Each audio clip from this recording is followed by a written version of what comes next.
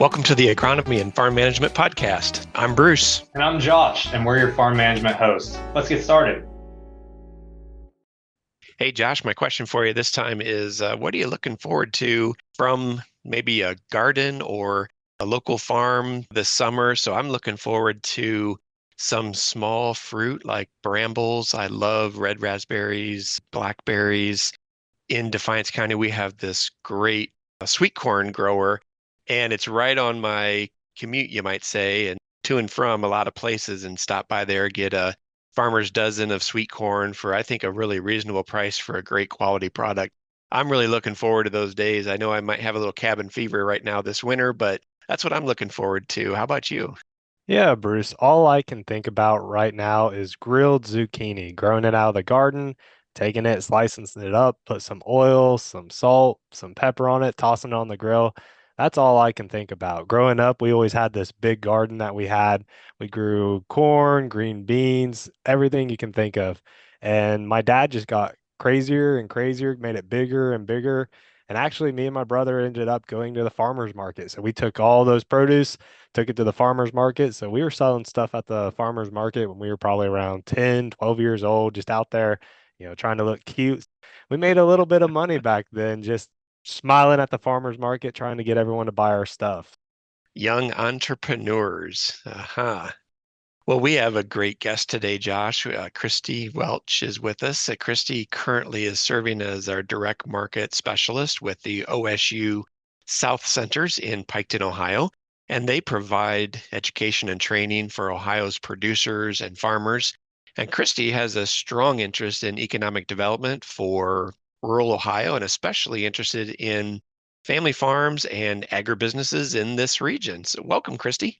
Thank you, Josh and Bruce. It's a pleasure to be here. And of course, you both have mentioned farmers markets already. And of course, I love farmers markets, have sold at them in the past and worked with a lot of them. But I too really am looking forward to getting some of that fresh produce as spring comes along here soon.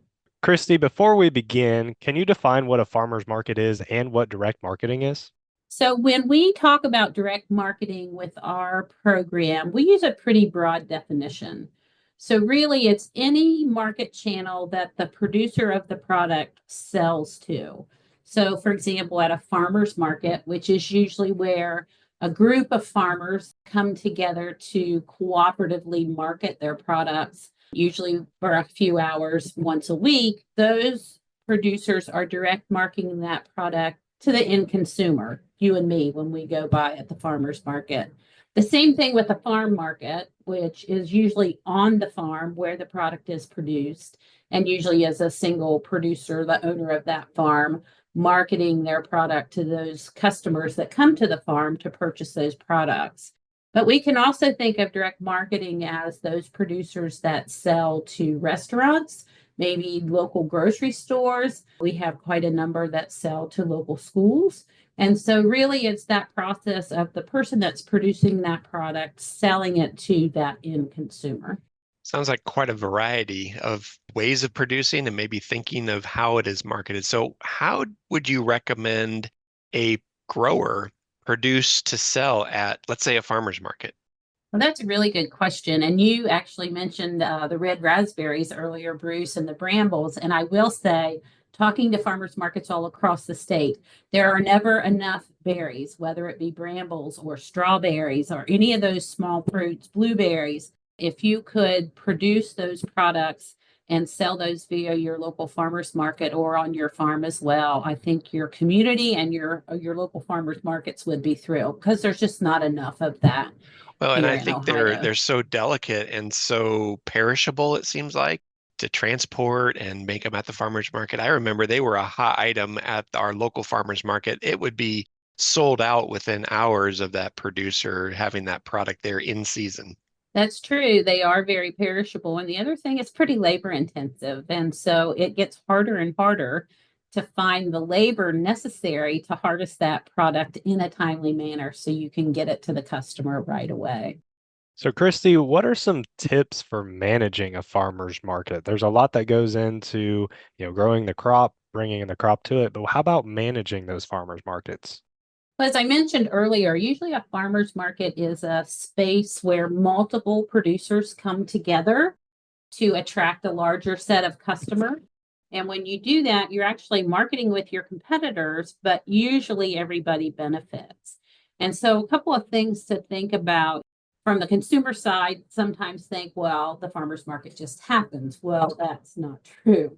Most successful farmers markets have a manager that is either paid or volunteer, but it's important to have that one person that takes care of all the legwork. Who's going to set up where at the market? What time is the market? Do you accept some of the food assistance benefits like SNAP or WIC or some of those other things? Who manages that? Who's the person that goes throughout their community to develop partnerships to help promote the farmers market to local communities and customers? Again, I love farmers markets. I always am the first one to say, though, they're not very convenient, right? We have to remember when it is, what day, what time, what location, and you don't always know what product's going to be available when you go there. So that market manager is really a critical role to help, again, keep that market front and center in the community to help get as many customers come and shop as possible. So you mentioned that the managers that they get paid or they can volunteer. How is payment made to those managers on different farmers market basis? So another good question. And one of the things we have to realize is that farmers markets throughout not only Ohio, but the country have different structures. Some of them are managed by local communities, like a visitor center. Some of them are managed by local chambers of commerce. Some of them are managed by the producers that sell at that market. And so it really depends on the structure of that market and how they generate revenue. And a lot of people think farmers markets generate a lot of revenue. They really don't. They're very under-resourced. And so in the situation where it's a group of producers that are paying that manager, that usually comes from the vendor fees to sell at that market on a given day or throughout a season. If you're looking at maybe a chamber of commerce or a visitors bureau, they might have a full-time employee, and part of their responsibility is to manage the farmers market. And then we have many markets that start a new market don't have the financial resources to pay a manager. So they will have somebody that strictly volunteer to do all that work. So, Christy, it's not uncommon to drive across Ohio in rural communities and see a sign for farmers markets, whether that's on a Thursday evening or a Saturday morning or any time that community has chosen or the producers have chosen. What kind of benefits have you seen that happen within the community because a community does have a farmers market? One of the great things about farmers markets are just the atmosphere of bringing those consumers together. And you get people from all walks of life coming to that farmers market at the same time. And they might not rub elbows anywhere else but at that farmers market. And so I do think it really helps provide that sense of community, that sense of camaraderie. Many farmers markets also have what they call a nonprofit tent or a vendor booth where nonprofits in the community can come at no charge and talk about programs that they have. So, for example, the Master Gardener program goes to a lot of farmers markets to help provide education about growing plants in your own home garden. You have health-related organizations that can come and talk about resources that they have for those individuals that are food insecure. And then, it's just the opportunity to try new foods, learn how to prepare new foods. Many of the markets do a lot of cooking demonstrations and education around healthy eating. There's currently a trend around Ohio to have a walk with the doc program. So you actually have a medical doctor come to the farmers market and they walk around the market and talk about the benefits of the different local produce that people have access to. Christy, one of the biggest challenges that I'm kind of facing here in Jackson County related to extension is promoting some of the stuff that I'm doing. So taking that towards farmers market and direct marketing. What are some tips on promoting those direct marketing businesses or those farmers markets? Well, one of the things, of course, right now is that social media platforms that you're on. And it's really important to understand where your customers spend their time on social media. And so if you have an older demographic, you might want to be focused on Facebook. If you have younger demographic for your products or services, you might want to consider something like TikTok. And so it's really important to understand the different social media platforms, kind of what they're known for. One of the things that we don't think a lot about with local food and farmers markets, and we have, of course, a lot of flower growers. Pinterest can be huge for folks that have plants and flowers because they can show people how to arrange those. And so that's one that we don't think about a lot. But I think social media, of course, is very important. But I always tell people, find out where your customers are spending their time. And if you don't know, ask them or look at your analytics on your social media platforms and really try to do one or two social media platforms and do those well. Don't try to do 10 or 15 and do them all poorly because that's not going to help anybody. And then I would like to say that depending on what you share, what your customers want to know. Maybe they want to know what's in season, like Bruce mentioned earlier, sweet corn. So you might start 2 or 3 weeks ahead, say, hey, sweet corn's going to be ready here in about 3 weeks. Stay tuned.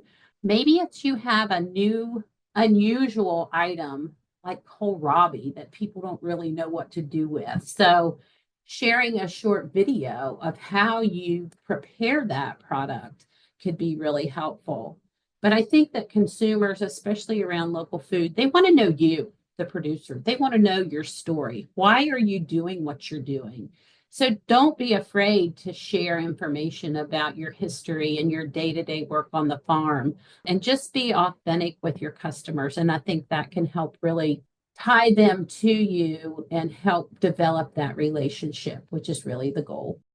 So if Josh is the kind and talkative one and I'm the grumpy farmer partner, am I the one that should not go to the farmer's market and sell?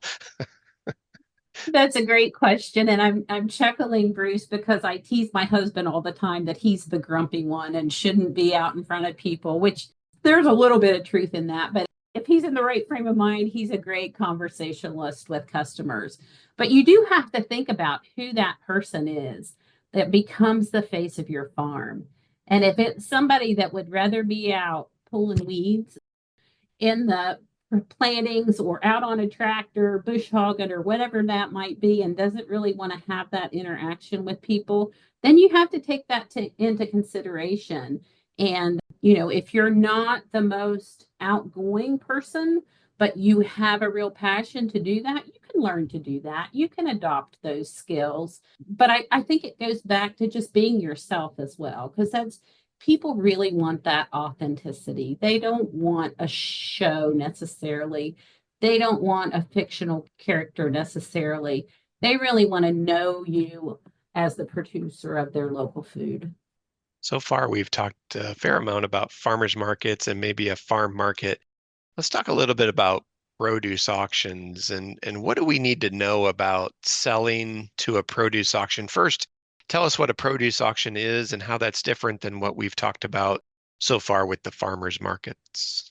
So we have a number of produce auctions around the state, more and more every day. Last count, we were up to about 20. And I'm not sure if that's changed or not, but many of the produce auctions here in Ohio are actually owned and run by the Mennonite or Amish communities, or what we call the plain community sometimes. If you think about it, that makes sense. They don't really have the ability to transport product miles and miles away from where they're located. And so by all of them working together and developing this produce auction, they also work together to attract buyers to that produce auction. And so it's just like an auction sounds. You take your product, you have a number as a seller and or a buyer. You take and you tell them how much quantity of a particular product you have, and you put it on the dock or in the building, and an auctioneer walks around and they actually auction off every lot that comes through that day. One of the things to remember with a produce auction is you don't have the ability to set your price. Whatever happens to sell that day, that's what your product will sell for. And that really depends on what buyers are there that day and how badly do they want your product.